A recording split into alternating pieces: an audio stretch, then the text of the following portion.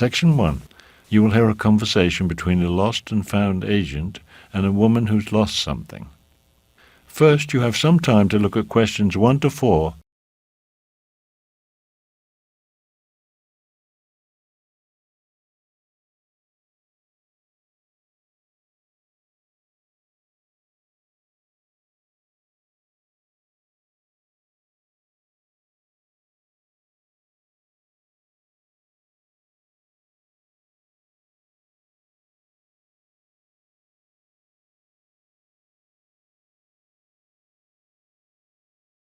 You will see that there is an example which has been done for you.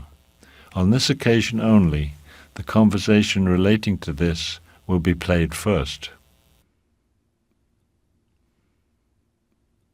Is this the Lost and Found department?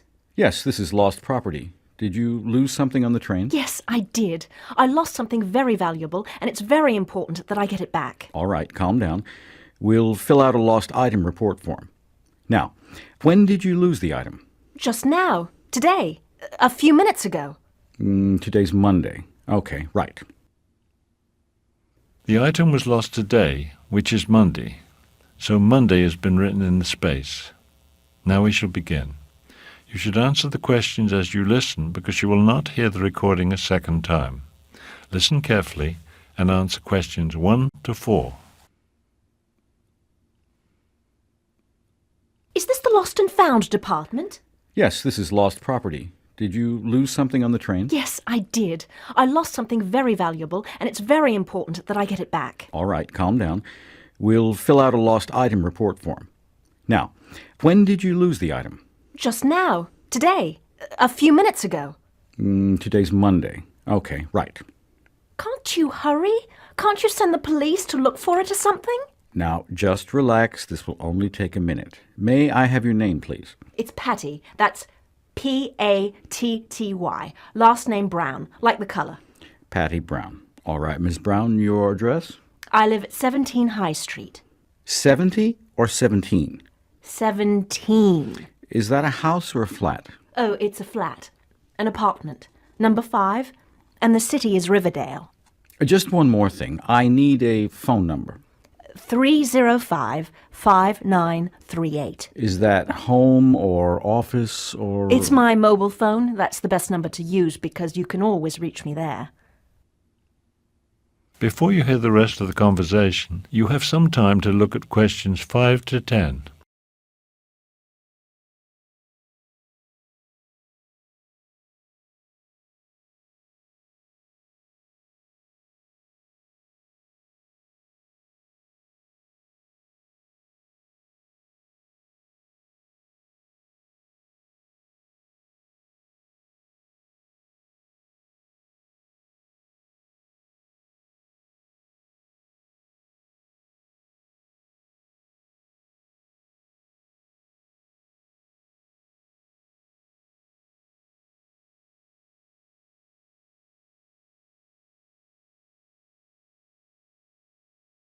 Now listen and answer questions 5 to 10. Okay, I'll need a description of the lost item. What exactly did you lose? I lost my reading glasses, but you know I bought them in Italy. They're Italian designer glasses and very expensive. I see. And can you describe them? Are they square or round or... They're round. And they have a chain attached. You know, those chains on glasses so you can hang them around your neck. Where were you when you last had them? I was sitting on the train, reading. I had a window seat. The train was just about to enter the station. I heard the door at the other end of the car open, so I looked up from the article I was reading to see what the noise was. So you had your glasses on then because you were reading? Yes, that's right. It was a fascinating article in that new magazine. You know the one. I can't remember the name now, but anyhow. Which train were you on? Oh, dear. I don't remember the number, but it was the train from Riverdale. I've come here to visit my aunt. I've taken a whole week off of work to make this trip. I left home at 5 o'clock this morning, and I'm very tired. I'm sorry to hear that. Several trains have arrived from Riverdale this morning. What time did your train get here? Oh, just about 30 minutes ago. At 10 o'clock, I think. Yes, that's right. So, the last time you had your glasses was when you were reading on the train. Yes. And when I got off the train, I had my handbag and my suitcase, and I checked my seat to see if I had left anything on it, but I hadn't. And what's that in your coat pocket? What's what? Oh, my glasses! Oh, my goodness. I can't believe they were there the whole time. That is the end of section 1. You now have half a minute to check your answers.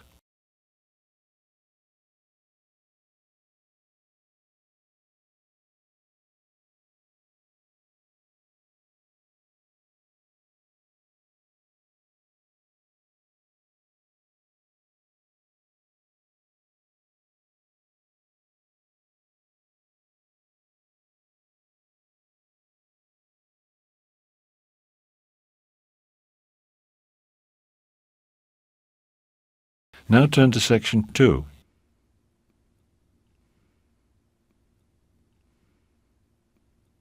Section 2. You will hear a recording of a talk about student housing. First, you have some time to look at questions 11 to 14.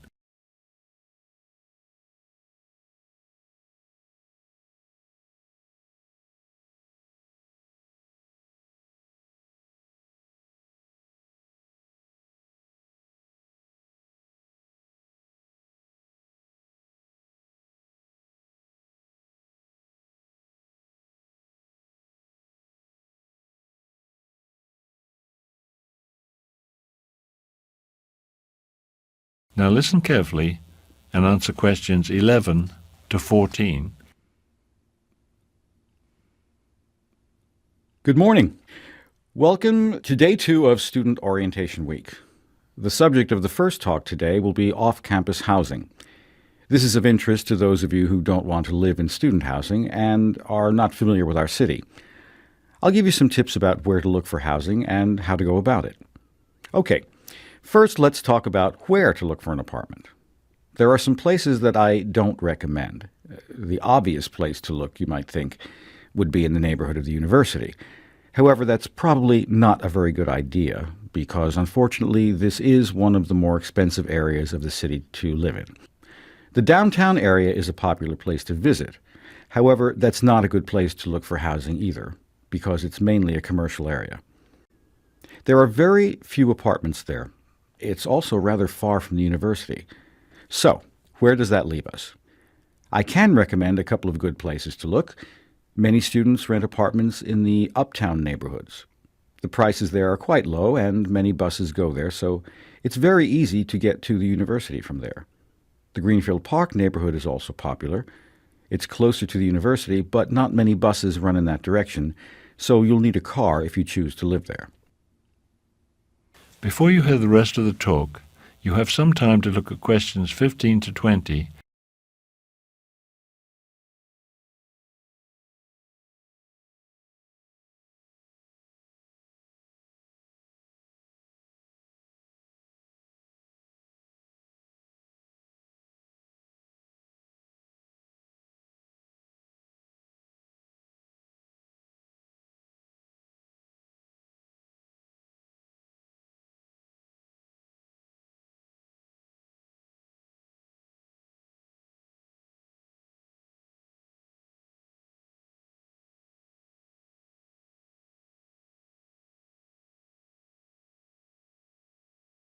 Now listen carefully and answer questions 15 to 20.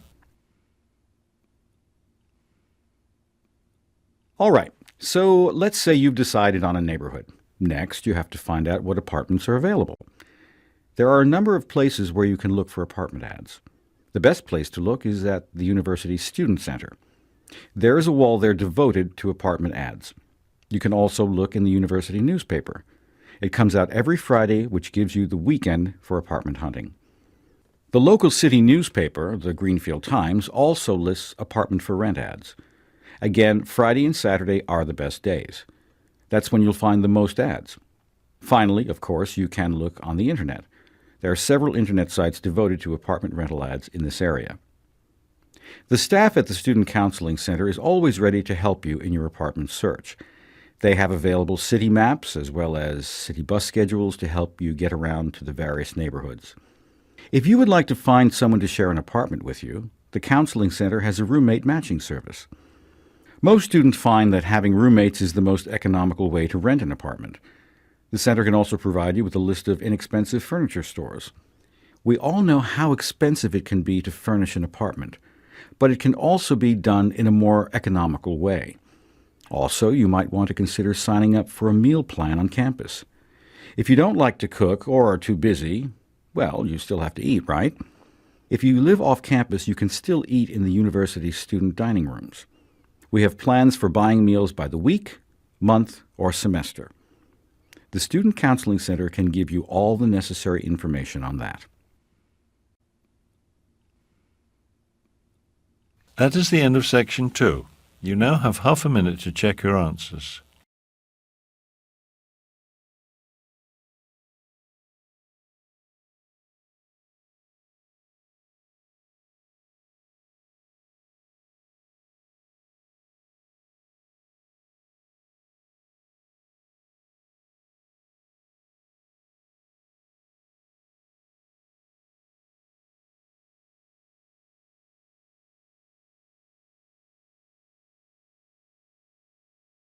Now turn to section 3.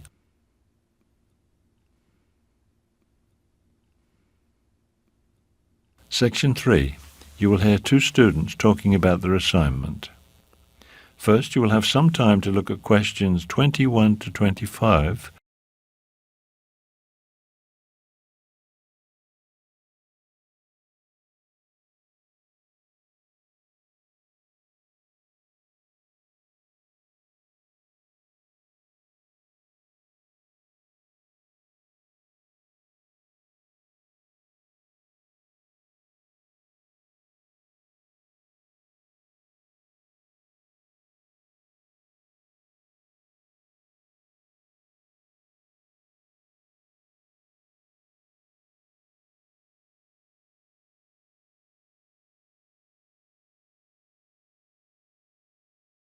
Now listen carefully and answer questions 21 to 25. Have you decided what you're going to write your paper on? The one for Professor Anderson's class? The topic is transportation, right? I've been thinking about writing about bicycles as a way to solve our transportation problems. Really? I usually think of bicycling as a sport or recreational activity. Around here, that's what most people think. But in some parts of the world, bicycles are an important form of transportation for many people. I think we have a lot to learn from them. So, what are you going to say in your paper? I'm not sure. Maybe you can help me figure some of it out. Sure. Okay, well, I'd say if you want to persuade people to use bicycles more often, you have to start by thinking about the advantages and disadvantages. You're right. Let's see. Well, I think the advantages are obvious. First, bicycling is good for your health. Yes, that's true. And another thing is that bicycles are a lot cheaper to use than cars. Or any other form of transportation when you think about it. You don't have to pay a fare every time you ride your bike, like you do when you take the bus or the train. Okay, another one is that bicycles don't cause pollution like cars and buses do. Yeah, that's a really important one. Bicycles are a clean form of transportation. Okay, so what about the other side? What are some disadvantages? Some reasons why people might not want to use bicycles? One thing I thought of is weather. Who wants to ride a bike in the rain? Or if you live where the weather is cold all winter, it would be hard to use a bicycle regularly. So bad weather would be a problem. Bad health would be too. Some people just aren't strong enough to ride bikes very much. You have to be in good shape. Yes, especially if you live far from your job or wherever you have to go. So that would be another problem. Distance. It's difficult to ride your bike if your trip is a long distance. Before you hear the rest of the conversation, you have some time to look at questions 26 to 30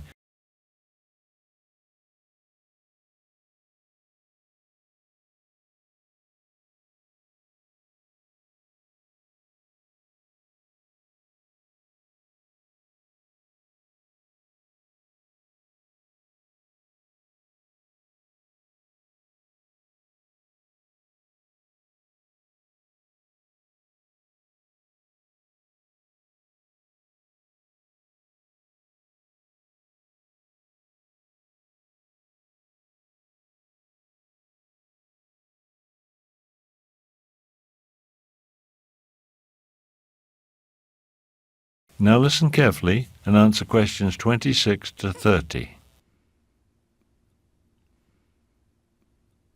Okay, so using a bike might not work for everyone, but for a lot of people it would. How can people be encouraged to use bikes for transportation? I think there's a lot cities can do. I think the biggest thing is making bicycle lanes on roads. It's really dangerous riding a bike where there's a lot of traffic, so special lanes just for bicycles would make things a lot safer. That's a great idea. Yeah, they already do that in some cities. And another thing is to make safe places for people to leave their bikes. I mean, like at subway stations. A lot of people ride to the subway station and then take the subway to work. They need a safe place to lock up their bikes all day so they don't get stolen. That seems important. Yes. And another thing I've read about is maps. Some cities provide bicycling maps that show all the good routes.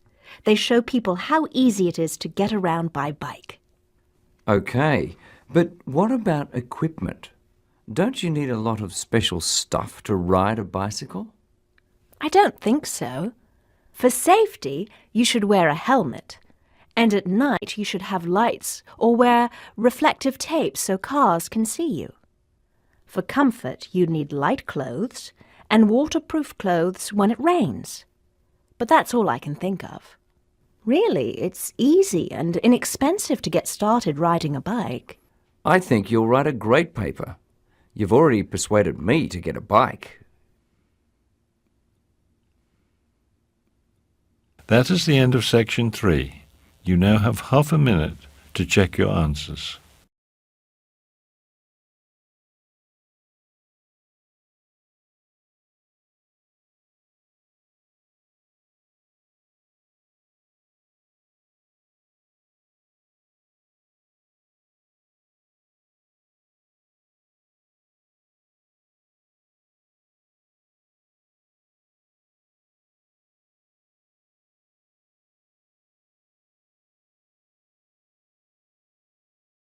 Now turn to section 4.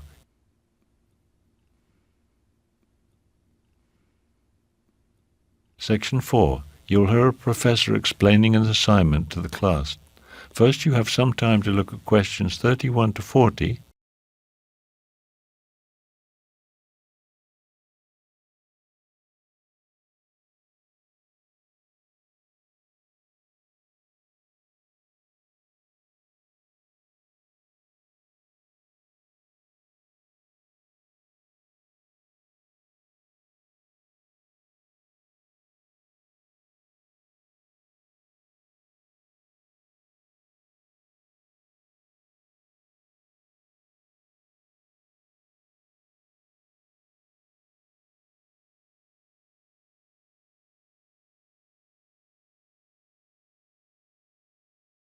Now listen carefully and answer questions 31 to 40. Good afternoon, everyone. Today, we'll talk about the most important assignment you'll do in this class, which is write a research paper. I'll start by going over the process step by step so you'll know exactly what I expect of you.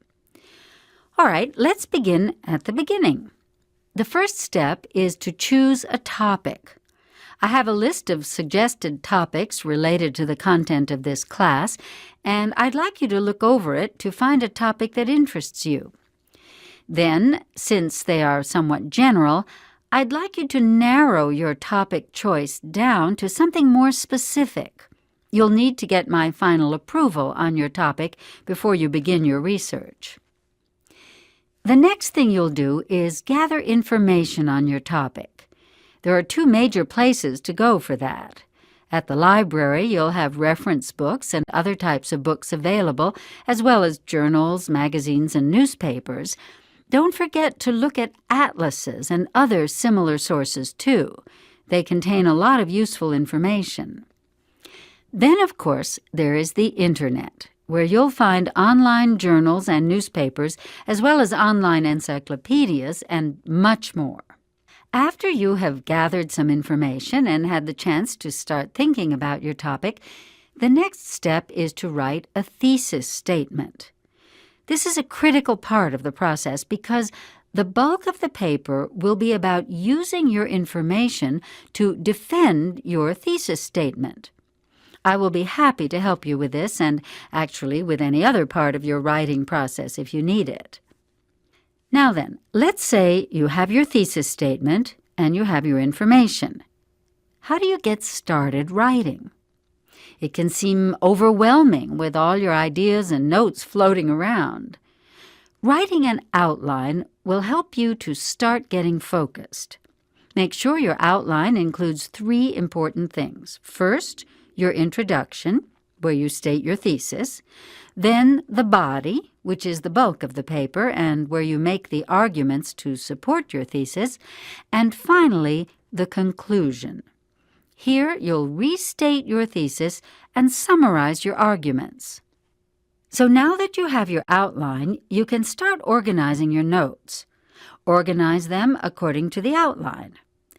As you go along, you'll start seeing what information is important to emphasize, what information you may actually not want to include, what you need to find out more about, etc.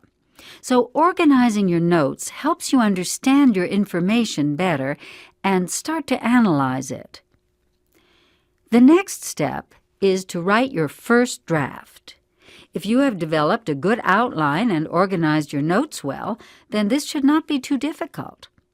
Following your outline, present your information and analysis of it. Then, of course, the next thing to do is revise your draft. Read it over carefully, checking to make sure that you have explained your ideas clearly and presented your information correctly. You may want to reorganize some of your information at this point, too. Finally, you'll type your final draft on the computer. Make sure that you check it for punctuation and spelling errors before you hand it in. Okay, that's a general outline of how to go about writing a research paper. Now let's talk about the proper format for footnotes and bibliographic entries. That is the end of section 4. You now have half a minute to check your answers.